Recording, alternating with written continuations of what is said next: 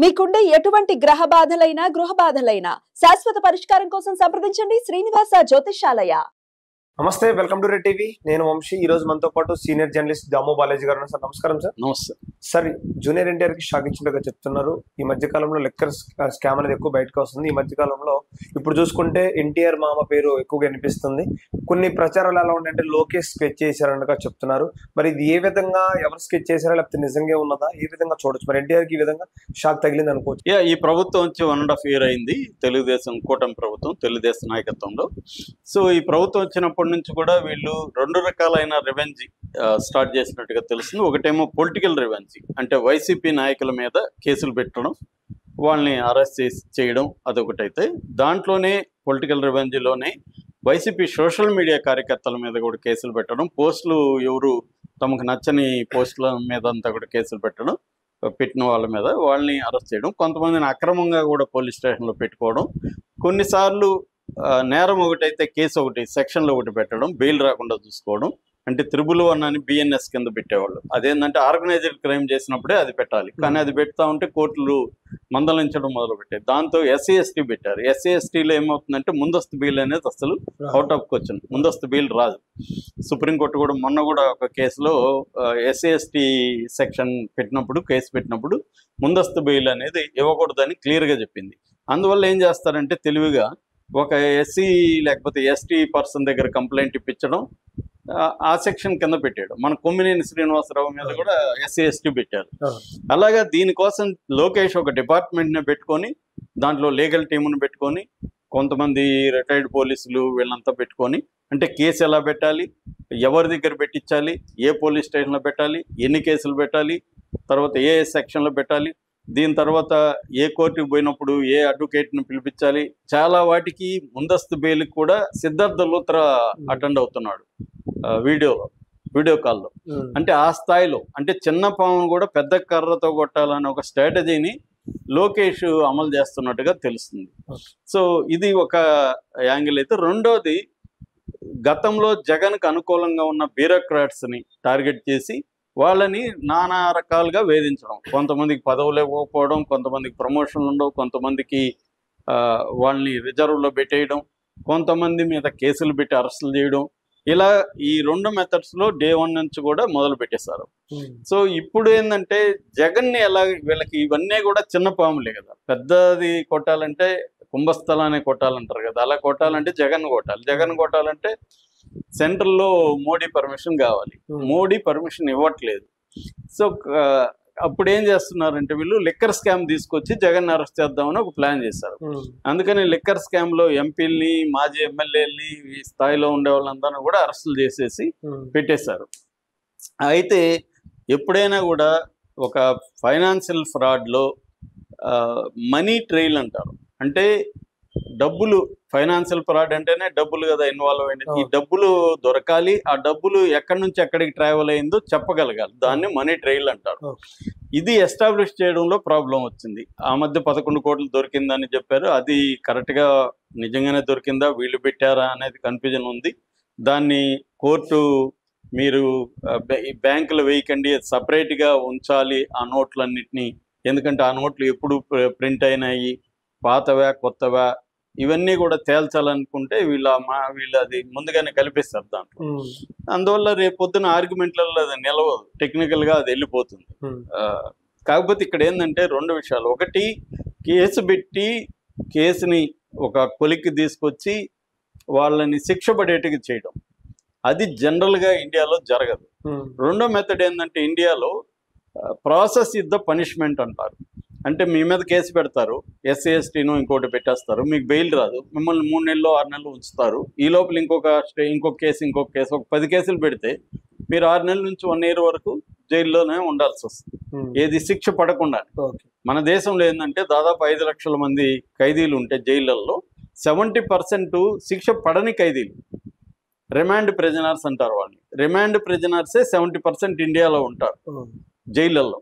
అంటే దాన్ని బట్టి ఏమర్థం అవుతుంది మనకు, ప్రాసెస్ అనేదే ఒక పనిష్మెంట్. ఇక్కడ 10 ఏళ్ల తర్వాత సాయిబాబా నిర్దోషిగా విడుదల, 95% వికలాంగుడుగా ఉన్న సాయిబాబా ఒక సింగిల్ సెల్లో, అండా సెల్ అనే దాంట్లో చీకటి గుయ్యారంలో 10 ఏళ్లుగా ఆయన పడేసిన తర్వాత నువ్వు నేరం చేయలేదని కోర్టు వదిలింది. మరి ఈ 10 ఏళ్ల జీవితం ఏమైంది? ఈ 10 ఏళ్ల జీవితం ప్రెజర్తో ఆయన రాగానే కొన్ని నెలల్లో చనిపోయాడు. ఇలాగా చాలా మంది ఉంటారనమాట. ఈ మెథడ్నే ప్రతి ప్రభుత్వం కూడా ఎంచుకుంటుంది. జగన్ అయినా, చంద్రబాబు అయినా, రేవంత్ రెడ్డి అయినా, కేసీఆర్ అయినా, మోడీ అయినా, వీళ్ళందరూ ఎంచుకునే మెథడ్ ఏంటంటే లీగల్ సిస్టంలో, మన క్రిమినల్ జస్టిస్ సిస్టంలో ఉండే ఈ లూప్ హోల్స్ను ఉపయోగించి వీళ్ళ మీద కేసులు పెట్టి వీళ్ళని మ్యాక్సిమం హరాస్ చేయడం. ఇది దీనికి ఒకసారి రెడీ అయిపోయినాం. ఇప్పుడు నేను ఒకసారి జైలుకి వెళ్ళి వచ్చాను, నాకు జైలు అంటే తెలిసిపోతుంది, జైల్లో ఎలా ఉండాలి, జైల్లో ఉండాలంటే ఏమేమి చేయాలని. అది తెలిసిపోయినాక ఇంకా నాకు పెద్ద డేంజర్ కాదు. అది ఇప్పుడు ప్రిపేర్ అయిపోయారు ఎవరు, వైసీపీ వాళ్ళు. మొన్న ఒక మాజీ ఎంపీ గెలిస్తే ఆయన ఏమన్నా అంటే, ఏం సార్ పరిస్థితి అంటే, ఏముంది రెడీగా ఉన్నాము, మా టోకన్ వచ్చినప్పుడు మేము జైలుకి వెళ్ళాలి సో అనే పద్ధతిలో మెంటల్గా ప్రిపేర్ అయిపోయాం. ఇప్పుడు ఈ కేసులో ఇంకా కొంతమంది బయటే ఉన్నారు. సజ్జల రామకృష్ణారెడ్డి బ్యాచ్ ఉన్నారు, రోజా ఉంది, కొడాలి నాని ఉన్నాడు, అంబటి రాంబాబు ఉన్నాడు, పేర్ని నాని ఉన్నాడు, ఇలా చాలా మంది బయట ఉన్నారు. వీళ్ళని ఎలా పెట్టాలి, వీళ్ళ మీద ఏం కేసులు పెట్టాలి? ఆల్రెడీ కేసులు ఉన్నాయి, కాకపోతే టైమింగ్ కూడా ఇంపార్టెంట్, ఎప్పుడు అరెస్ట్ చేయాలి. ఇక్కడ ఇంకొక ఉపయోగం కూడా వీళ్ళు చూసుకుంటారు, డైవర్షన్ అన్నమాట. అంటే ఈ ప్రభుత్వ వైఫల్యాల వల్ల కావచ్చు, ఈ ప్రభుత్వం ఇచ్చిన హామీలు నెరవేర్చలేకపోవడం వల్ల జనంలో వస్తున్న వ్యతిరేకత కావచ్చు, వాటిని ఎప్పటికప్పుడు డైవర్ట్ చేసుకుంటుండాలి. అందుకని మనం డే 1 నుంచి చూస్తే ఒక లడ్డూది కావచ్చు, ఇలాంటివన్నీ కూడా మళ్ళీ ఏమైనాయి, సీజ్ ద షిప్ అన్నాడు, కాకినాడలో ఏమైంది, ఏముండదు. ఆ టైంలో డైవర్ట్ అవ్వాలి ఇష్యూ. అలాగా లిక్కర్ దీంట్లో ఏదో ఒక డైవర్షన్ తీసుకొస్తున్నారు. కొత్తగా ఇప్పుడు ఏంటంటే జూనియర్ ఎన్టీఆర్ మామ నాన్నె శ్రీనివాసరావు స్టూడియో ఎన్ అధిపతి, ఆయన పేరు వినిపిస్తుంది. సో అంటే జూనియర్ ఎన్టీఆర్ గత కొంతకాలంగా మనకి వైరల్ అవుతుంది రకరకాల పద్ధతులు. ముఖ్యంగా అనంతపూర్ ఎమ్మెల్యే దగ్గుబాటి వెంకటేశ్వర ప్రసాద్ ఆయన్ని లంకొడుకుల కైండ్ ఆఫ్ బూతులన్నీ తిట్టిన ఆడియో లీక్ అయిన తర్వాత మామూలుగా అయితే చంద్రబాబు ఏదో ఒక పద్ధతిలో అతని మీద చర్య తీసుకుంటాడు అనుకున్నారు. కానీ చంద్రబాబు ప్రభుత్వం లేదా లోకేష్ ప్రభుత్వం జూనియర్ ఎన్టీఆర్ని ఎనిమిగానే డిక్లేర్ చేయదలుచుకున్నారు. అందువల్ల ఆయన అంత భయంకరంగా తిట్టిన ప్రసాద్ని ఎక్కడ ఏమి మందలించడం కూడా కనబడలేదు. మందలించినట్టుగా పేపర్లు రాసే తప్ప మందలించినట్టుగా పబ్లిక్ ఎక్కడా లేదు. సో అందువల్ల ఏమైందంటే జూనియర్ ఎన్టీఆర్ని వేధించాలన్న డిసైడ్ అయిపోయినట్టుగా మనకు కనబడుతుంది. ఎందుకంటే దానికి కూడా వాళ్ళ నేపథ్యం ఉంది. ఎందుకంటే జూనియర్ ఎన్టీఆర్ వైసీపీకి ఉపయోగపడుతున్నాడు, వైసీపీ ఉపయోగించుకుంటే కూడా జూనియర్ ఎన్టీఆర్ ఎప్పుడు దాన్ని ఖండించలేదు. అట్లాగే జూనియర్ ఎన్టీఆర్ తెలుగుదేశం పిలిచిన ఏ ప్రోగ్రామ్ కూడా వెళ్ళలేదు. వాళ్ళ తాత నా దేవుడు అని చెప్పుకునే సీనియర్ ఎన్టీఆర్ వర్ధంతి సజ్జయంతికి కూడా జూనియర్ ఎన్టీఆర్ అటెండ్ కావలేదు. అట్లాగే చంద్రబాబు అరెస్ట్ అయినప్పుడు కూడా గట్టిగా ఖండించడం కానీ, ఒక బంధువుగా వెళ్ళి పరామర్శించడం కానీ చేయలేదు. వాళ్ళ అక్క స్వయంగా ఇక్కడ సుహాసిని పోటీ చేసినప్పుడు కనీసం మద్దతుగా ఒక ట్వీట్ కూడా చేయలేదు. అంటే క్లియర్గా జూనియర్ ఎన్టీఆర్ చంద్రబాబు నడుపుతున్న తెలుగుదేశానికి యాంటీగానే ఉండదలుచుకున్నారు. దాన్ని ప్యాసివ్ యాంటీనెస్ అని చెప్పొచ్చు. యాంటీ ఉండడం, యాక్టివ్ కాదు కానీ ప్యాసివ్గా, అంటే నీ చంద్రబాబు శత్రువులు ఇతను ఉపయోగించుకుంటుంటే సైలెంట్గా ఉన్నాడు. సో ఇది వాళ్ళకి అర్థమైంది. సో జూనియర్ ఎన్టీఆర్ ఎప్పటికీ మనతో కలవడు కాబట్టి మనం డిక్లేర్ చేసేద్దాం, ఎనిమిది ఏమవుతుంది అన్నట్టుగా డిక్లేర్ చేశాడు. ఇప్పుడు జూనియర్ ఎన్టీఆర్ పరిస్థితి ఏంటి, అతను గట్టిగా ఖండించలేదు కూడా ఖండించలేదు. వాళ్ళ తల్లిని తిడుతుంటే ఒక హీరో ఖండించలేకపోవడం అంటే ఆయన ఎంత వీక్గా ఉన్నాడో మనకు అర్థమవుతుంది. అతను ఫ్యాన్స్ కూడా కనీసం ఒక ప్రెస్ మీట్ పెట్టుకోలేకపోయారు ఆంధ్రప్రదేశ్లో, ఇక్కడ వచ్చి పెట్టుకోవాలన్న పరిస్థితి.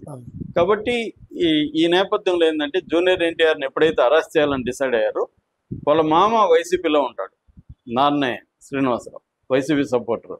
సో ఆయన్ని ఇప్పుడు ఈ కేసులో పెట్టినట్టుగా తెలుస్తుంది. దీన్ని కన్ఫర్మేషన్ లేదు, బట్ సజ్జల నిన్న ప్రకటించారు. ఎందుకంటే ఇప్పుడు కొన్ని దాడులు జరిగాయి నిన్న మొన్న, తిరుపతి, చిత్తూరు, హైదరాబాద్లో కొన్ని దాడులు జరిగాయి. ముఖ్యంగా చెవిరెడ్డి భాస్కర్ రెడ్డి కొడుకు మోహిత్ రెడ్డికి సంబంధించిన ఆఫీసుల మీద జరిగినప్పుడు, ఎందుకంటే ఎప్పుడు మనీ లాండరింగ్ అంటాం. మనీ లాండరింగ్ అంటే డర్టీ మనీని క్లీన్ మనీగా చేసుకునే ప్రాసెస్ని మనీ లాండరింగ్ అంటారు. ఈ మనీ లాండరింగ్ జరగడంలో ప్రధానంగా షెల్ కంపెనీల పాత్ర ఉంటుంది. షెల్ కంపెనీలు అంటే అవి పెద్దగా పనిచేయవు, ఊరికే డబ్బులు దాంట్లో వేసి మళ్ళీ దాని నుంచి వేరే దగ్గరికి తీసుకోవడానికి కంపెనీలు పెడతారు. అవేమి యాక్టివిటీ కానీ ఏమి కార్యక్రమాలు కానీ ఉండవు. అలాంటి షెల్ కంపెనీలు ఇప్పుడు కొన్ని బయటకు వచ్చాయి. ఆ షెల్ కంపెనీల్లో ప్రద్యుమ్న అనే ఒక అతని పేరు వినిపిస్తుంది. ఈ ప్రద్యుమ్న ఎవరంటే గతంలో స్టూడియో ఎన్లో క్రియేటివ్ డైరెక్టర్గా ఉన్నాడు. ఈ ప్రద్యుమ్నకి నార్నే శ్రీనివాసరావుకి మధ్య మంచి సంబంధాలు ఉన్నాయి అనేది సజ్జల రామకృష్ణారెడ్డి బయటికి తీసుకొచ్చాడు. ఎందుకంటే అతని కొడుకు పేరు పెట్టారు దీంట్లో, ఈ కంపెనీకి సంబంధించి. ఈ షెల్ కంపెనీలో మోహిత్ రెడ్డి, చెవిరెడ్డి భాస్కర్ రెడ్డి కొడుకు సజ్జల భార్గవ రెడ్డి, ప్రద్యుమ్న పేర్లు వచ్చాయన్నమాట. సో దాన్ని ఇప్పుడు ఇలా టర్న్ చేశారు. అంటే లోకేష్ జూనియర్ ఎన్టీఆర్ మామని లోకేష్ ఇరికిచ్చాడా లేదా అనేది ఇప్పటికి క్లారిటీ లేదు. కానీ సజ్జల రామకృష్ణారెడ్డి ఈ వెర్షన్ తీసుకున్నాడు. అంటే ముందు నుంచి కూడా వాళ్ళు లోకేష్ జూనియర్ ఎన్టీఆర్ మధ్య గొడవలు పెట్టడానికి వైసీపీ ఎప్పటి నుంచో ట్రై చేస్తుంది. దీన్ని కూడా వాళ్ళు ఉపయోగించుకున్నట్టుగా మనకు అర్థమవుతుంది. Okay, thank you.